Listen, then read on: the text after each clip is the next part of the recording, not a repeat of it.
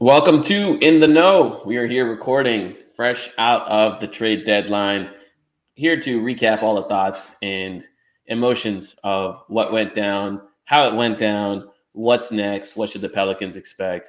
Uh, Tune in to this episode of In the Know.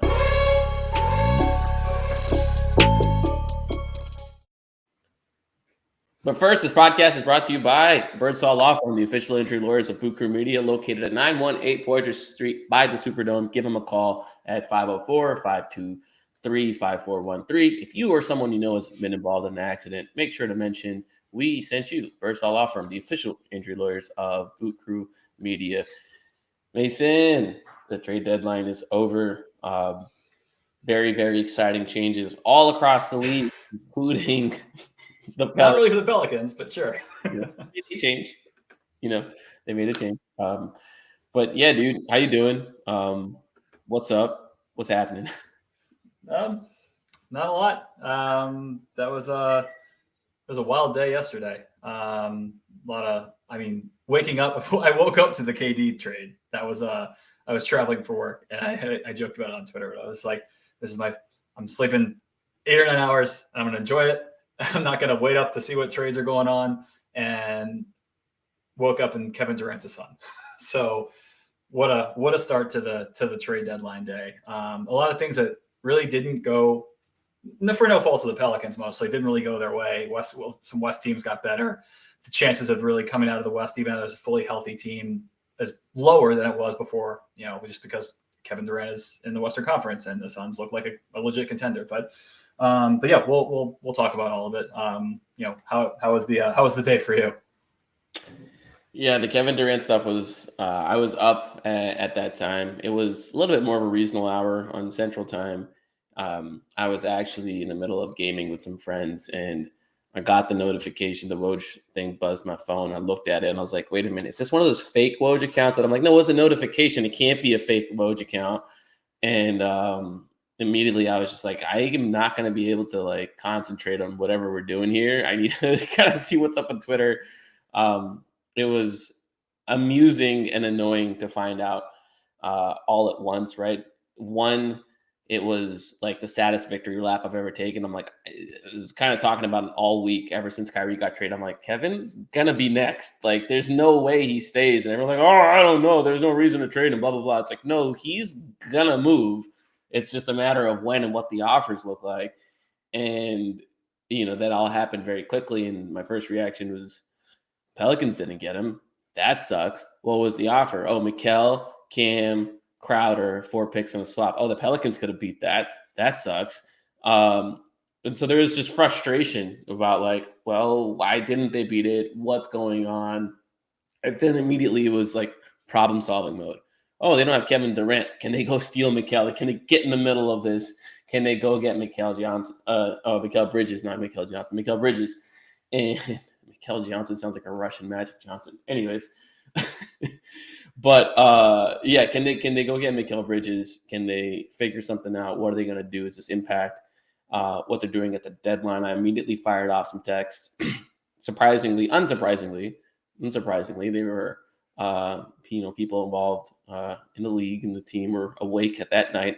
Should not be surprising. They're trying to do their job. Kevin Durant just broke. For sure, they don't sleep the night before the trade deadline. So yeah. And my first thought was like, can you go get Mikal? And they're like, we called, and this was, mind you, this is like at 1 a.m. immediately. We called. Like Brooklyn says we don't want to. Brooklyn told us we don't want, we don't want to move him. And I was like, okay. That sounds like leverage. Brooklyn says they didn't want to move James Harden. Brooklyn said they didn't want to move Kevin Durant. Brooklyn lies all the time. So I was like, maybe it'll be different in the morning. Maybe it'll be different by the time, the deadline's approaching. I was like, is this going to impact anything you're about to do? And they're like, yeah, probably. But, we kind of knew this deal was coming. And to me, that means if they knew the deal was coming, I don't know. I was also told they didn't have a chance to put in a real offer. But in my opinion, they were either trying to get in the middle of it or either trying to put in an offer because they knew he was about to be moved and they weren't, Mars just didn't want to negotiate with him. So I think that's one of two ways that can read. But anyways, deadline day happens, and we all of us are just staring at our phones, refreshing the Twitter feed, and trade after trade is occurring in the Western Conference. Right?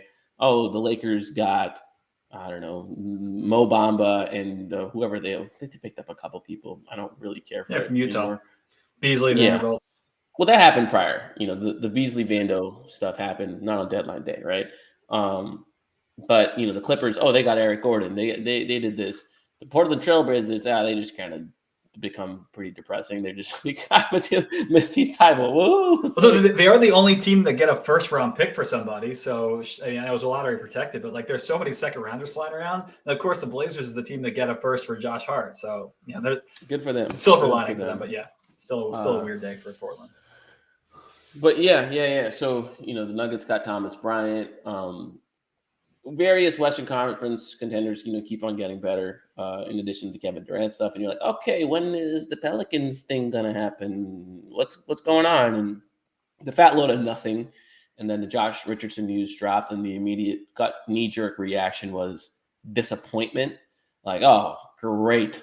This team added Kevin Durant. You added Josh Richardson for the price of 4 seconds, and it was a tax dump. That's what it was. It was a salary saving tax dump, and you're gonna have this guy for 2 months. And I was like, fantastic. And I reasonably, I just wasn't very excited about that move. And I think, like, objectively, from a basketball sense, I get it, right? You eliminated the Devontae Graham minutes.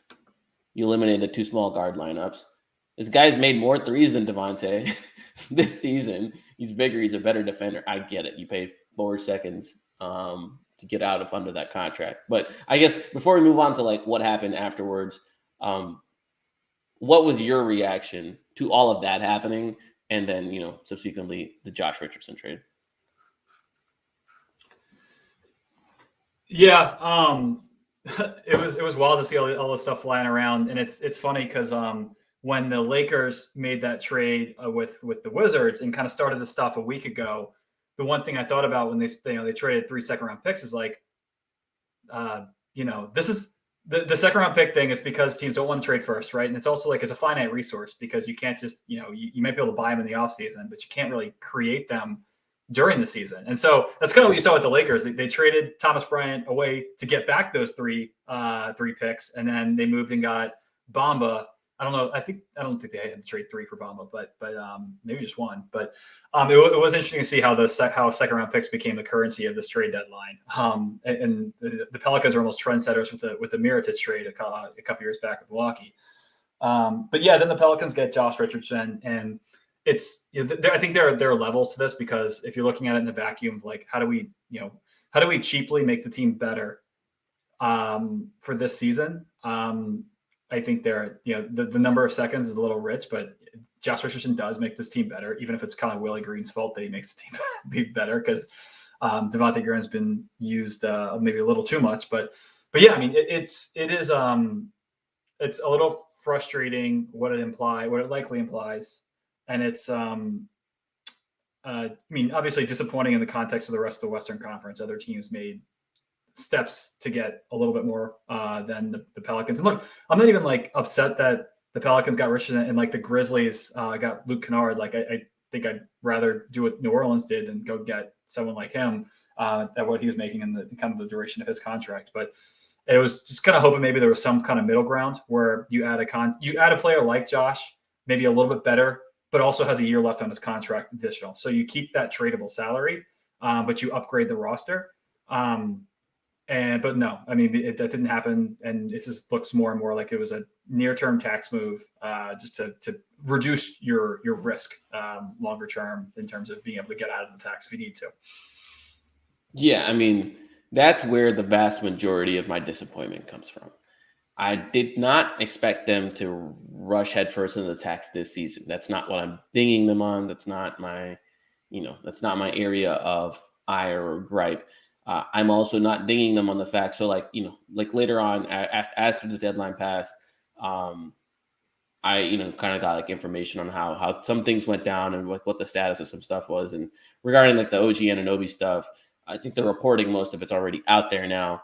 But yeah, essentially, Toronto was being uh, pretty demanding, really demanding of the Pelicans. And hey, we want out of the three of your young wings plus multiple picks to get this done. And that's just not a deal the Pelicans should be interested in pursuing at this juncture. Certainly not for a player like OG Anunoby. Now, if this was the structure for the Kevin Durant trade, yeah, okay, makes complete sense. They do that.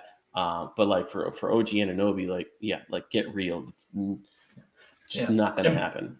And part of me wonders, like, if how much the Kevin Durant trade impacted the decision making for the Raptors too. It's like, I know they were asking for a lot from the start, but you wonder if Kevin Durant doesn't leave the Eastern Conference, do they start to maybe budge a little bit more? But then, if because Katie's gone, you can talk yourself into like sneaking in the playoffs and winning a round. I don't think the Raptors are disillusioned enough to think that they're a title contender, but if they think they can make some noise just because there's one less threat in the East, I can understand it. But I most likely they were just definitely, yeah, and definitely a reason for them to, especially for other Western Conference teams, like raise the price. Oh, Kevin Durant's in your conference. You want a big defender who can maybe defend that guy? Okay, got to pay up. And they did what they did, and they can build a team however they like. Masai Ujiri's won a championship. I have not, so I certainly can't tell him anything. But it'll be very interesting to see how the rest of this OG contract plays out, given that he doesn't want to be there. The players do not like Nick Nurse over there, so maybe he just fires Nick Nurse. Maybe that's a thing that happens this summer. But and he's got a year before he can take that player option and ask for even more money. So we'll see how that plays out. Maybe some teams revisit that discussion this summer, but that's how the OG stuff went down. The Pelicans had some other, irons in the fire. I think they were initially curious or interested about Beasley and Mando, but Danny Ainge, in all of his greatness, was also asking for a future unprotected first round pick and taking the salary of Mike Conley off of his hands, and that's not something the Pelicans had the capacity to do.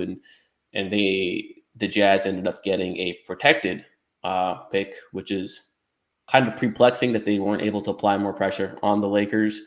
And the Lakers were able to protect their pick that they traded to the Jazz top four, and they got D'Angelo Russell out of it, Michael Beasley and.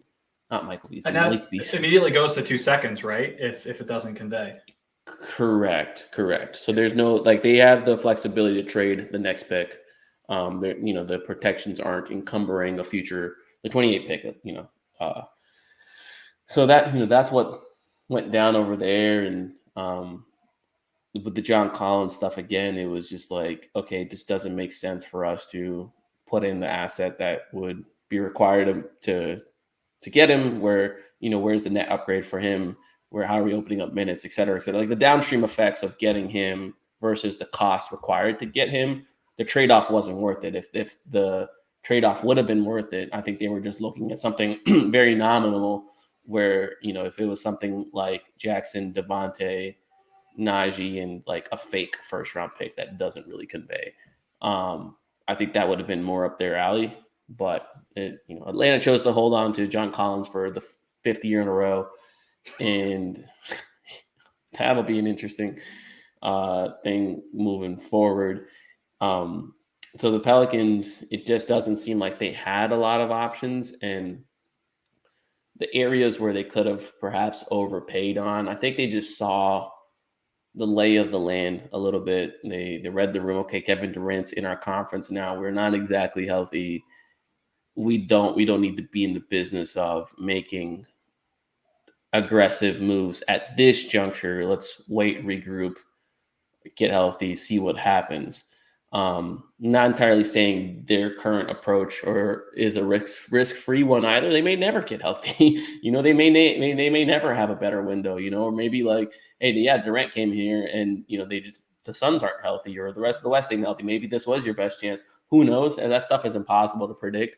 but that is certainly the choice that they made. And now they're going into the summer with their roster mostly intact. They have the expirings of Josh Richardson, Garrett Temple, Jackson Hayes, and they also have, I guess, miscellaneous salary with Billy Hernan Gomez and Kyra Lewis if they need. And I mean, they have Najee's salary, but you're not really. It's like $1 million and change, and at that point, he's worth more to you than he's worth more to others, unless someone's offering like a first round pick for him or something. And the thing that hurt was, like they wanted to go into the summer completely unencumbered from the tax, right? If they would have held on to Devontae, their payroll as soon as Zion's extension kicked in would have taken them over the tax line. While that doesn't mean they have to pay the tax at that moment, they have the whole calendar year until the next, June to get underneath of that tax and make moves that they needed to make to avoid it. They just wanted to enter this summer under the tax. I find that a little disappointing because Devontae was one of your main mid-level paths to a better, improving the roster. He takes up that $11.5 million salary spot that you could have added Garrett Temple's guaranteed deal if you wanted to guarantee it. You could have added Jonas's deal, whatever. Your pathways are a little more limited now unless you're getting super creative with, Josh Richardson contract. Or if you're like signing and trading into another team where is a team really going to enter the hard cap by taking on Josh Richardson? Is that something they want to do? Do they want to give 3 years to Josh Richardson to make you can mess with the guarantees, but it's got to be a 3-year deal when you want to sign and trade someone. And so their pathways are limited. And that was a disappointing thing for me looking ahead to next year. I understand they would prefer not to start the repeater clock next year. If they have to, they have to, right? Like if someone really good became available, they would do it. But it's like, okay, so like next year is also going to be status quo. Like what's what? And that's what I'm looking ahead at.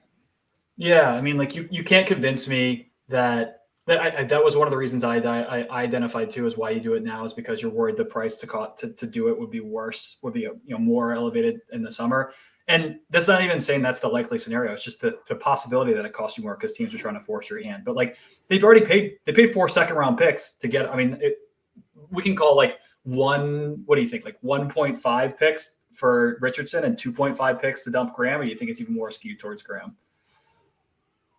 If you're breaking up the 4 picks, probably fair. I'd say it's probably fair.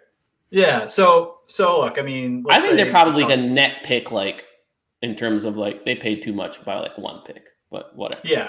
Yeah, and so like regardless, like I feel like that's around in the ballpark of what they would have had to pay to get off his salary in the summer. So and that's if you can't find a move to for a bigger name to meaningfully upgrade the roster, and so I just don't buy if the opportunity cost was that significant. And so, in that regard, why not just hang on to the salary you've got for next year? I mean, like the point you raised about Temple's a good one. They can, exercise his last year. And then, maybe they can use Josh Richardson's salary. Maybe there's a team out there that wants to take Jackson Hayes in a sign and trade that just doesn't want to use a cap exception to do it. Like there are options here, but also that, that's not, you can't really aggregate salary well that way. And so, there are limited ways to upgrade the roster in one move. And I'm really looking at the summer as a way to do that because, these Kevin Durant midseason trades don't really happen very often. And so usually if you're trying to, materially change your trajectory, you're doing it in the off season. You're not doing it in the middle of the year. And so same point that the options are more limited now. It's not like they can't do it, but as far as before they could kind of pick and choose their path to creating that type of dollars outgoing, but now they don't have an option. There's no optionality. It's like, if you're trying to do expirings, it's got to be Jonas, right? And other stuff. There's no. I mean, it's Jonas or Larry. Like that's your thing in both. But Larry's got an extra year now though too, right? Sure. But in terms of like movable salary, like those are your movable, like mid-sized salary pieces. And you don't want to move either of them without answers for like what the replacement's going to be in terms of your front court. Your front court's not the deepest in the league, and this rotation has worked this year, and maybe they plan on doing it next year. I don't know. The thing that it kind of like okay, reading the financials of this team, reading how they've currently built out, I have to wonder, how soon are you then planning on from moving on from one of CJ or Brandon Ingram? Because those are your big salary pieces that are left. I am going to continue to assume that Zion's the foundational building block and you want to continue to build around that level of a player. So is it as soon as this summer that you start? I'm not saying you put CJ on the market and you're aggressively like looking to move on from him, but you start entertaining deals that break apart his salary into multiple pieces that make your cap more manageable, that make you a little bit more deeper. I don't know. Obviously, Brandon's not one that you want to entertain at any capacity, but again, looking at the financials of this team, if this is a team that fizzles out pretty pretty early in the playoffs, like if they're first round out, which is a probable thing, not necessarily unreasonable this year. And you don't have like huge pathways to improve moving forward outside of just counting on the growth of your young guys, then at some point you got to start thinking about breaking apart the big trio. And CJ's, I think, the most natural target to come to mind, like who you want to move on from. His contract also might be the toughest out of the three to maneuver around. So the thing that I would look at very, very closely this summer, it's probably unreasonable at this juncture, but Detroit has made some very stupid moves as of late. They picked up James Wiseman to add to their cachet of bigs. Despite Jalen Duren being a fantastic young prospect, they now have Wiseman, Duren, Stewart, Nerlens, and Bagley. They give Bagley a 3-year deal to do whatever Bagley does. Not that I think Nerlens can stay around there, but still, they made some dumb moves. Okay, let's say they get Wembanyama. I would call and be like, hey, I have a CJ McCollum. You guys have an ownership mandate, at least an ownership interest in being competitive as soon as possible. You've wanted adults in the room. Here's CJ. Give us Bojan. Give us Duren. And if there's kind of any kind of discrepancy in terms of like value, then Pelicans can smooth it over with their own draft compensation. Whatever. I don't care. Poor CJ, man. There's a people business to this too, man. Poor CJ. And he's just like a casualty of someone who bought in. Not that it was necessarily his decision initially to come to Orleans. He got traded, but he certainly said all the right things. The Pelicans inked that extension. It's a tough sell to just say, send you. I get it. It's a completely tough sell. But at the same time, I think there was a component of, hey, we will take care of you via the extension. So you get your payday. And so it's tough, but like, I think if you want to be realistic about this team having title hopes at any time over the overlapping of Zion's and Brandon's current deals, then you have to be aggressive at some point. You have to continue to give yourselves pathways to improve. Yeah. And, if it's not CJ, it's got to be Brandon, because you can upgrade around the edges with Jonas and stuff. You don't have the salary to do it like meaningfully. Maybe Trey Murphy's turning into like a third type of star, but if Trey Murphy's turning into a third type of star, that would be even a greater argument to move on from CJ. Yeah, and look, I mean, we still need to figure out exactly what the cap's going to look like a couple of years from now with the TV deal. If it comes in higher than we expect, maybe this is less of a problem. But I think the conversation has to be had at some point. I don't disagree with that, and I think see if you're trying to get from a good team to a legit scary title threat, I see the argument, especially because CJ and Jonas, for that matter, have been invaluable in keeping this team afloat when the stars have been hurt. But you can't, if you're going to try to build a true contender, you can't operate just assuming and having those. They're basically insurance policies whose roles are more minimized in the full best version of this team. And so in that respect, I mean, from a pure roster construction perspective, it makes sense. But again, that's like with it's title or bust for you. Yeah, I get it. I think that's a very sound argument to make, and it just opens up your roster building. It opens up avenues because for in CJ's case, he's undersized, and we've seen what the challenges are in playing another small guard next to him, and so if you're moving him, you're giving yourself a little bit more flexibility there. But again, I don't think we're there yet, but I get wanting to have the conversation. Yeah, they need to let this season play out. They need to see how they perform in the playoffs. They need to at least have that bit of data going into this summer. But all I'm saying is people say the conversation might be too early. But if there's good deals out there, like the one I just put for Bojan and Duran, it would be disappointing if the Pels did not pursue them. And I completely understand the people business side of it. And CJ is one of the driving factors for why Zion is as bought in as he is right now. And they needed that. It was invaluable. But yeah, I mean, I think with regards to Jonas, I think this summer or by next deadline, he's gone. And they will try to reshape around that position into something that Willie Green likes more. And I think they probably hold on to Willie Hernan Gomez as the kind of Jonas replacement, but a guy you bring off the bench in certain situations like they currently do.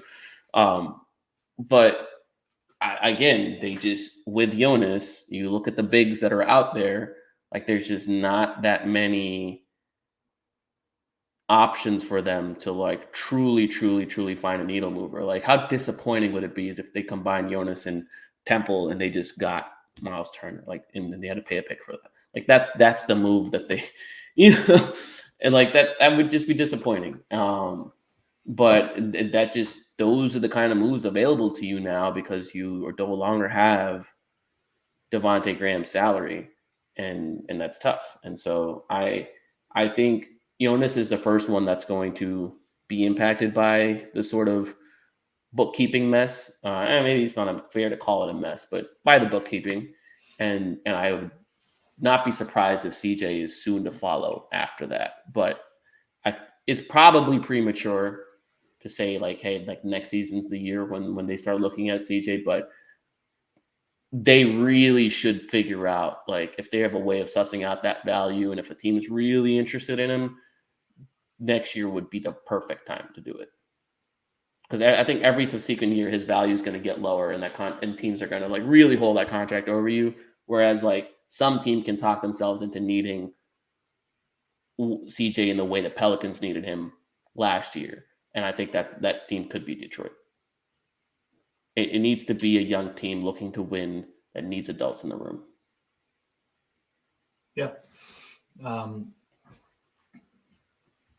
Well, we'll see. I think that's interesting. And it just gets back to there's no more. I think simply put is that there's no more and. So like in the sense that you're no longer in position to do something and something else. I feel like you're just now.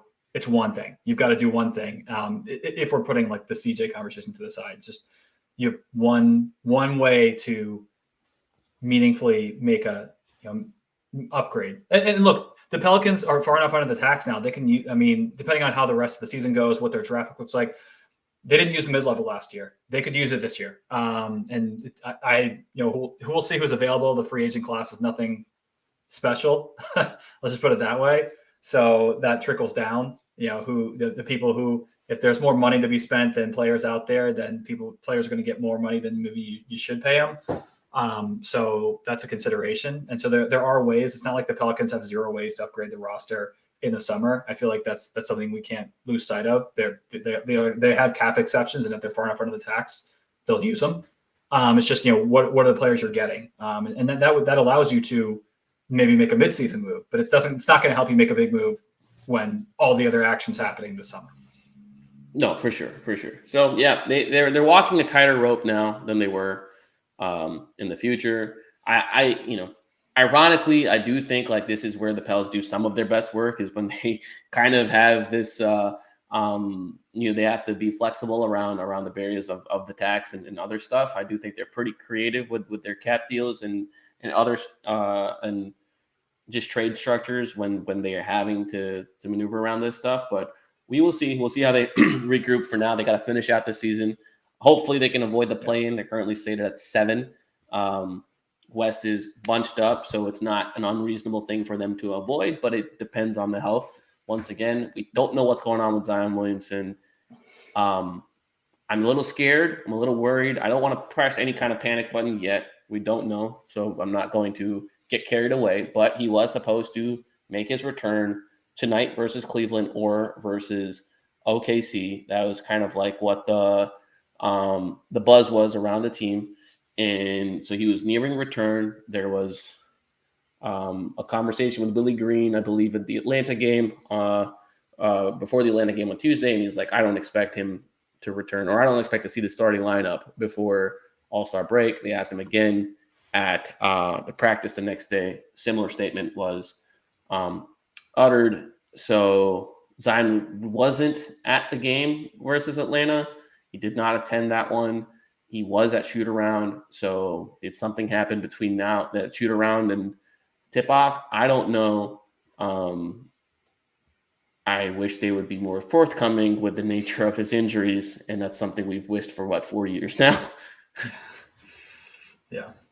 But hopefully it's nothing, and he's just gonna come back after All-Star, and Pels will be ready to go. But if there's any kind of delay after All-Star, there's really, really losing runway here. Yeah, and you wonder how much of a factor that played into the trade deadline, right? Not only like how aggressive you want to be, but also evaluating your own assets. Like, if you're worried about that and you see all the things the Lakers are doing, and I think we both agree the Lakers had a pretty damn good 48 hours before the deadline. If you don't think that pick swap is worth as much as it was before, all this is information that probably influences to a small degree, what direction you want to go, what you want to do at the deadline. So, we'll see. Well, hopefully he's back after the All-Star break. Yeah. I mean, I assume they're going to ask Willie about it again today pregame, see if there's any kind of update. I think they'll definitely ask Griff about it whenever the Richardson introductory presser is going to happen. But welcome to Josh Richardson, who we haven't even talked about. Really as a player. I think we've briefly touched on him. But hey, I guess any thoughts on Josh as a player? Yeah, I'm excited for him to replace Devontae Graham in the rotation. First of all, he is unequivocally an upgrade on both ends of the floor. He's not quite as trigger happy as Devontae. I think that was something that we actually said was a good thing a lot of the times with Devontae, because the Pelicans don't have a bunch of guys who just launch threes, and you kind of need that. So you lose that, but I think Richardson, he's been. I was taking a look at some of the breakdowns of where and how he takes his 3-pointers, because that's my big focus on offense. And I think he's done pretty well when shots are wide open. Last couple of years, he's been north of 40%, and so he should get more. I don't think it's controversial to say he should get more open threes in New Orleans than he did in San Antonio, which is great. He takes a fifth of his attempts from the corner, so he's kind of he'll shoot from anywhere or on the 3-point line. So I think willingness to shoot them and be able to get him more open looks than he's having in San Antonio, both great things for the offense. I am curious how he fits into the rotation. This was one thing you brought up about him versus Dyson, which I guess we haven't really talked about Dyson Daniels' injury and where he's at, but he'll be come back after All-Star. That's what I was going. Yeah. So, I think Richardson has a spot in the rotation when the team's less than 100% for sure. I am not convinced that he probably is at the end of the rotation when the team is fully healthy. I think, here's a question for you. Yeah. Who's a better player, Josh Richardson or Najee Marshall? I knew that Najee was going to be the guy you were bringing up. I mean, if I had to pick one to play right now, it's Najee. Because I think even if you say Josh Richardson's better, it's close enough where I'd rather play the guy who I've been grooming in your system, the guy who's going to be here or under contract beyond this year versus Josh Richardson. You don't really know. So that would be my argument. So to me, they're not far enough apart regardless for me to say Josh Richardson should play over Najee.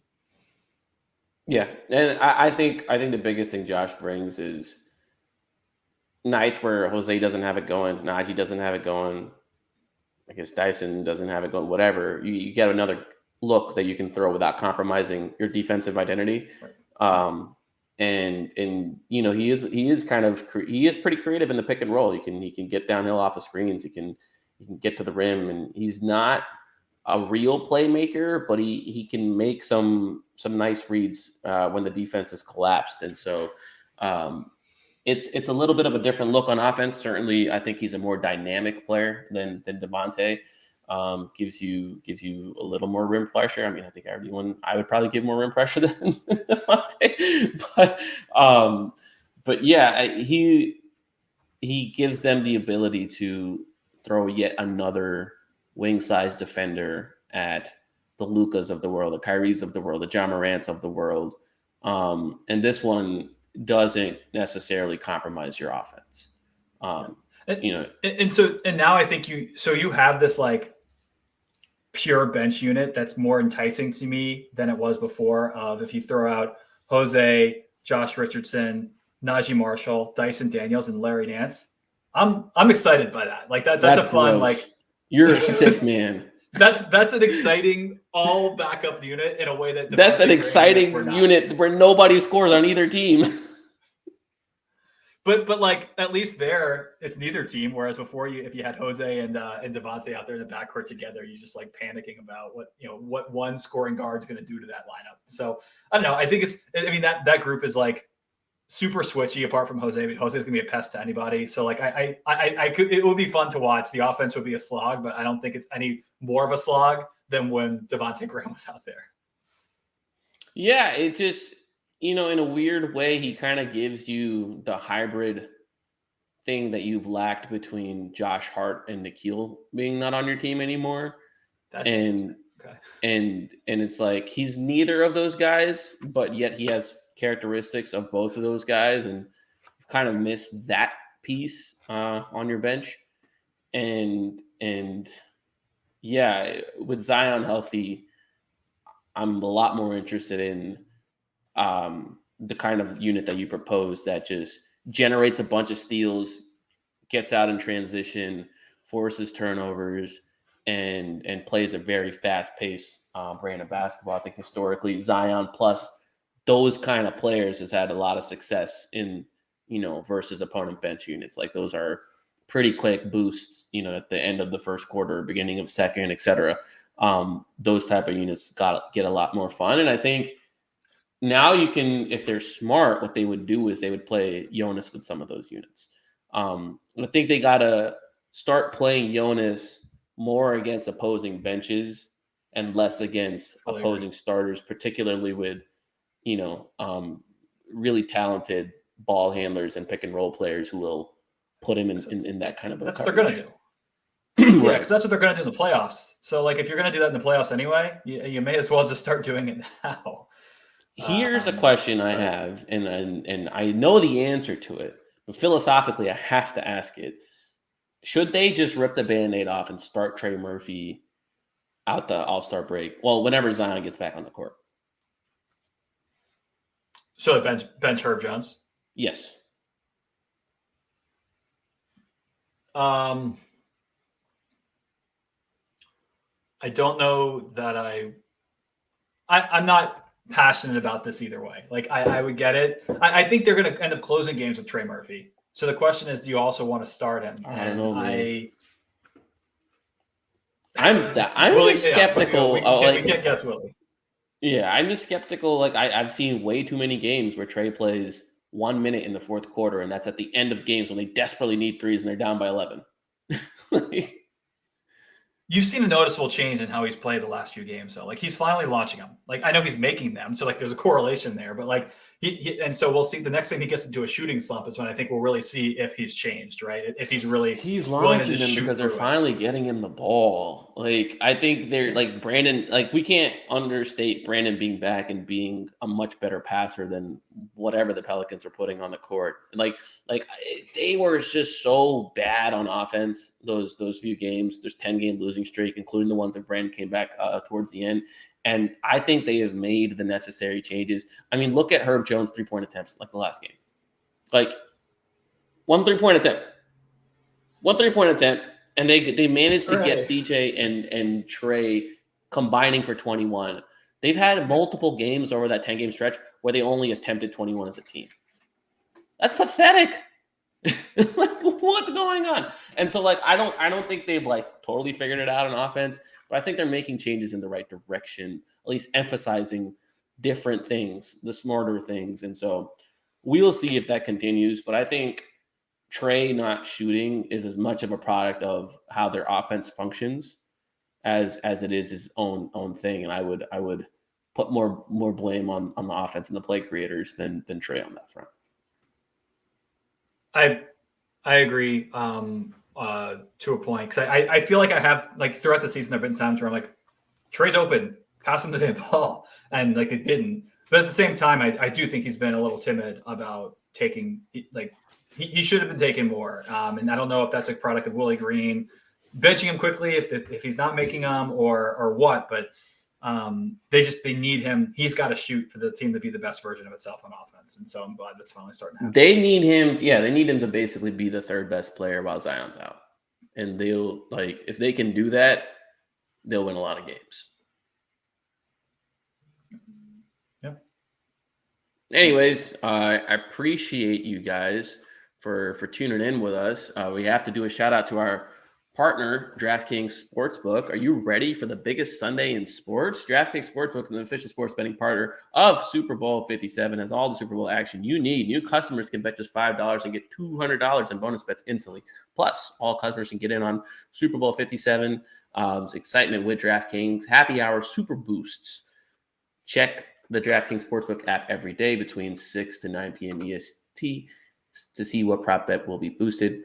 And make sure you pick your favorite team in terms of who's going to be playing in the Super Bowl, and whoever excites you, make sure you bet on them.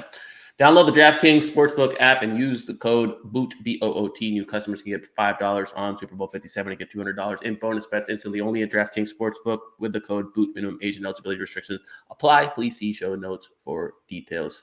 Thank you all for tuning in, and we'll catch you next time.